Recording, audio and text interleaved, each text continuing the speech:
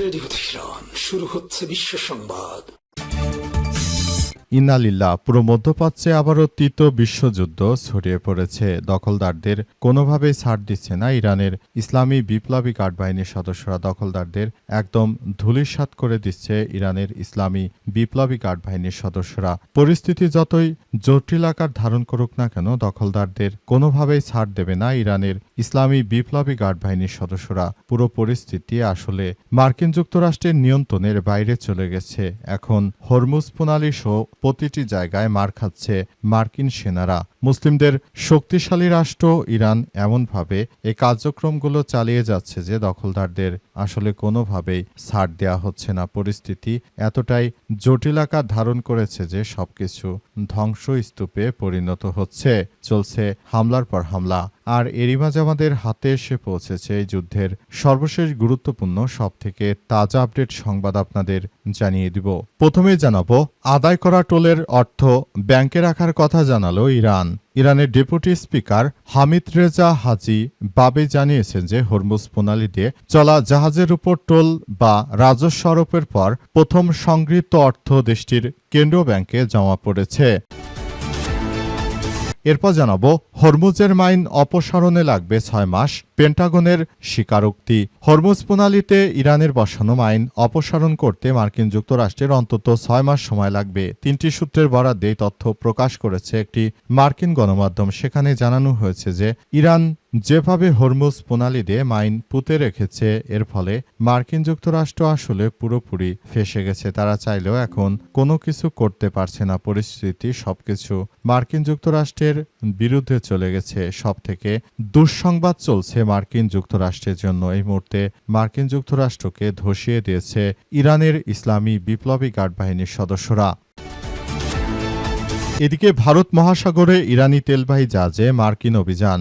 এবার ভারত মহাসাগরে একটি পতাকাবিহীন তেলবাহী ট্যাঙ্কারে অভিযান চালিয়েছে মার্কিন যুক্তরাষ্ট্রের নৌবাহিনী। তারা জানিয়েছে যে পুরো পরিস্থিতি তারা নিয়ন্ত্রণে রাখতে চায়, এজন্য তারা এসব কর্মকাণ্ড চালিয়ে যাচ্ছে এবং সবকিছু আসলে তছনছ করে দেয়া হচ্ছে। মার্কিন যুক্তরাষ্ট্র ও ইরানকে বাগে আনার জন্য তারা কোনোভাবে ইরানের সঙ্গে না পেরে বরং এখন ইরানের তেলবাহী ট্যাঙ্কারগুলোতে অবৈধভাবে হামলা চালাচ্ছে অবৈধ রাষ্ট্র এবং অবৈধ প্রেসিডেন্ট মার্কিন যুক্তরাষ্ট্রের প্রেসিডেন্ট ট্রাম্প। জানাবো, শ্রীলঙ্কার অর্থ মন্ত্রণালয়ে সাইবার হামলা, $2.5 মিলিয়ন চুরি। শ্রীলঙ্কার অর্থ মন্ত্রণালয়ে কম্পিউটার সিস্টেমে সাইবার হামলা চালিয়ে $2.5 মিলিয়ন মার্কিন ডলার চুরি করেছে সাইবার অপরাধীরা। এটি এখন পর্যন্ত দেশটির কোনো সরকারি প্রতিষ্ঠানের সবথেকে বড় সাইবার বা অর্থ চুরি। আজ দেশটির পক্ষ থেকে বিষয়টি নিশ্চিত করা হয়েছে। সেখানে বলা হয়েছে যে অতীতে এর আগে কখনো শ্রীলঙ্কায় এই ধরনের কোনো আক্রমণ আসলে হয়নি। এবং সর্বশেষ জানাবো, রাজধানী ঢাকার শাহবাগ থানায় ঢুকে ডাকসু সদস্যদের উপর হামলার অভিযোগ ছাত্রদলের বিরুদ্ধে। রাজধানীর শাহবাগে থানায় ঢুকে ঢাকা বিশ্ববিদ্যালয় কেন্দ্রীয় ছাত্র সংসদ ডাকসু সাহিত্য ও সংস্কৃতি বিষয়ক সম্পাদক মোসাদ্দিকের নেতৃত্ববৃন্দদের উপর হামলার ঘটনা ঘটেছে। রাতে ছাত্রদলের নেতৃত্বে শাহবাগ থানায় ওই হামলার ঘটনা ঘটে বলে জানা গেছে। প্রিয় দর্শক, এই ঘটনার পর এখন রাজধানী ঢাকাতে থমথমে অবস্থা বিরাজ করছে। প্রিয় দর্শক, এতক্ষণ শুনছিলেন সংবাদ শিরোনাম, এবারে বিস্তারিত। তবে তার আগে বন্ধুরা অনুরোধ থাকবে, এই সংবাদটিতে একটি লাইক দিন। এই চ্যানেলে আপনি নতুন হয়ে থাকলে আমাদের সংবাদটি দেখতে দেখতে চ্যানেলটি সাবস্ক্রাইব করে রাখুন। কমেন্ট করে বন্ধুরা আপনার মূল্যবান মতামত জানিয়ে দিন আপনি বিশ্বের কোন দেশ থেকে বা বাংলাদেশের কোন স্থান থেকে আমাদের সংবাদটি দেখছেন এবং শুনছেন। আর বন্ধুরা, সংবাদটি আপনার সোশ্যাল মিডিয়া ফেসবুকে শেয়ার করে বন্ধুদেরও দেখার সুযোগ করে দিন। গাজা যুদ্ধে আপনি যদি নিরীহ ফিলিস্তিনিদের ভালোবেসে থাকেন বন্ধুরা, কমেন্টে ইয়েস লিখে পুরো বিশ্বকে জানিয়ে দিন। এবারে বিস্তারিত। আর বন্ধুরা, সংবাদটি দেখতেই থাকুন এবং সবাইকে জানানোর সুযোগ করে দিন। কমেন্টের মাধ্যমে আসলে আপনি জানিয়ে দিন আপনি কোন স্থান থেকে আমাদের সঙ্গে রয়েছেন। এবারে বিস্তারিত। আদায় করা টোলের অর্থ ব্যাংকে রাখার কথা জানালো ইরান। ইরানের ডেপুটি স্পিকার হামিদ রেজা হাজি বাবেই জানিয়েছে যে হরমুজ প্রণালী দিয়ে চলা জাহাজের উপর টোল বা রাজস্ব আরোপের পর প্রথমে গৃহীত অর্থ দেশটির কেন্দ্র ব্যাংকে জমা পড়েছে।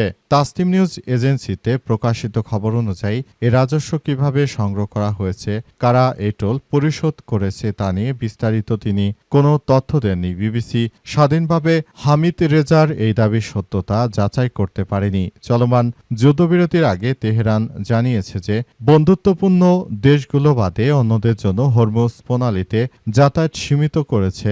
চলাচলকারী জাহাজ থেকে টোল আদায়ের বিষয়ে আলোচনা হয়েছে। তবে সে সময় ইরানে যাতায়াতের জন্য ঠিক কি পরিমাণ অর্থ ফি সেবা হিসেবে নিচ্ছে বা আদৌ কোনো ফি নিচ্ছে কিনা সে বিষয়ে স্পষ্ট ব্যাখ্যা পাওয়া যায়নি। মার্চ মাসের শেষ দিকে প্রণালী পার হওয়ার জন্য তেহরান জাহাজ প্রতি $20 লাখ ফি নিচ্ছে এমন খবর প্রকাশ হয়েছিল। তখন ভারতে অবস্থিত ইরানি দূতাবাস দাবিটি অস্বীকার করে এবং আদতে সেটি হয় কিনা এখন পর্যন্ত স্পষ্ট করে কেউ বলতে পারছে না। তবে ইরান হরমুজ থেকে টোল আদায়ের মধ্য দিয়ে তারা নিজেদের আর্থিক অবস্থার উন্নতি করতে চায়। স্ট্রেট অফ হরমুজ প্রণালী দিয়ে যে জাহাজ চলাচল করে সেখান থেকে মূলত ইরান এই অর্থগুলো আদায় করে তারা তাদের বিভিন্ন ব্যাংকে রেখে সেখান থেকে তারা রাষ্ট্র পরিচালনার ক্ষেত্রে অনেক লাভবান হতে চাইছে ইরানের ইসলামী বিপ্লবী গার্ড বাহিনীর সদস্যরা। তারা ইতিমধ্যে এভাবে প্রস্তুতি গ্রহণ করেছে যাতে করে ভবিষ্যতে তারা খুব সহজেই আসলে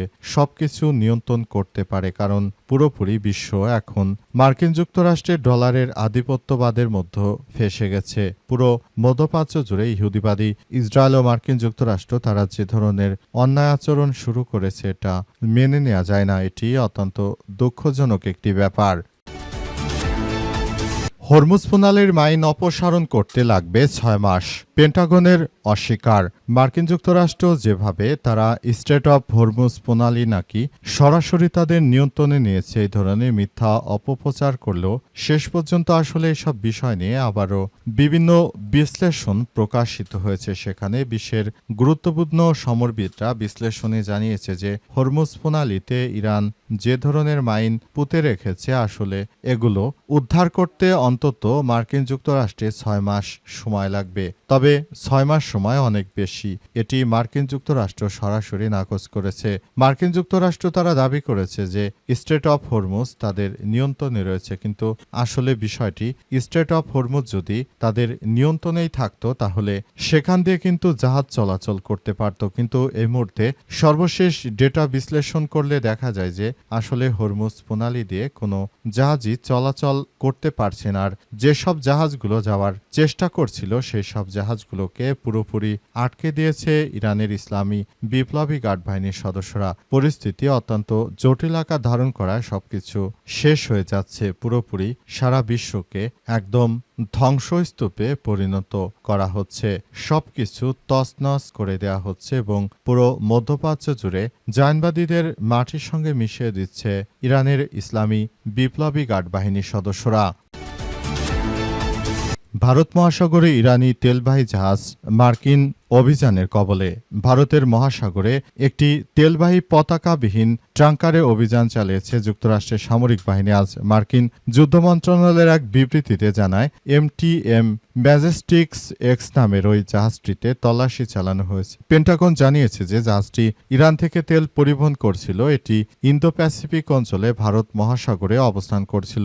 বিবৃতিতে বলা হয়েছে যে মার্কিন বাহিনী রাতভর সামুদ্রিক হস্তক্ষেপ ও তল্লাশি অভিযান পরিচালনা করেছে অবৈধ নেটওয়ার্ক ভেঙে দিতে এবং ইরানকে সহায়তা দেওয়ার জাহাজগুলোকে আটক করতে এই ধরনের অভিযান অব্যাহত থাকবে। একই সঙ্গে সতর্ক করে বলা হয়েছে যারাই ইরানের পক্ষ হয়ে কাজ করবে তাদের বিরুদ্ধে নাকি মার্কিন যুক্তরাষ্ট্র অনেক কিছু করবে। অর্থাৎ মার্কিন যুক্তরাষ্ট্র শুরু থেকেই তারা এই ধরনের ভয়ভীতি প্রদর্শন করছে এবং তারা এমনভাবে কার্যক্রম চালিয়ে যাচ্ছে যে মনে হচ্ছে তারাই পৃথিবীর হত্যাকর্তা, তারাই পুরো পৃথিবী নিয়ন্ত্রণ করে থাকে। কিন্তু বাস্তবতা এমন যে তারা আসলে কিছুই করে না। সারা পৃথিবী নিয়ন্ত্রণ করছে।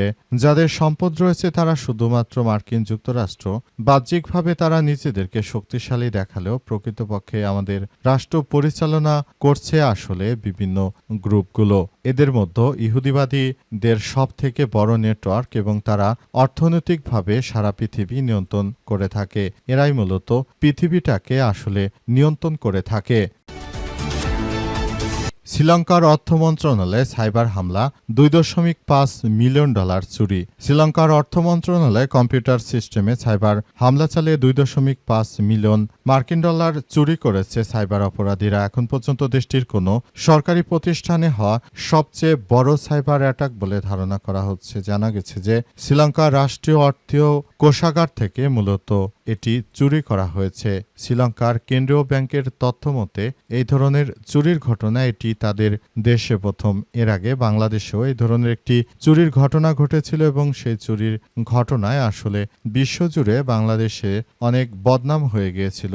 ভিয়েতনামের বিভিন্ন চোরাই গ্রুপগুলো তারা বাংলাদেশের থেকে এই অর্থগুলো হাতিয়ে নিয়েছিল। এবার শ্রীলঙ্কার মতো একটি রাষ্ট্র যেখানে আসলে একবার সরকার পতন হয়ে গিয়েছিল, অর্থাৎ সেখানে আসলে সরকার পতনের পেছনে দায়ী ছিল তৎকালীন সেই সরকারেরা। তারা দুর্নীতির কারণে মূলত পদত্যাগে বাধ্য হয়েছিল। আবারও ওই দেশটিতে এই ধরনের একটি হামলা তাদের অর্থনীতিতে একটি বিপর্যয়কর পরিস্থিতির মধ্যে ফেলে দিতে পারে বলে এমন আশঙ্কার কথা জানানো হচ্ছে।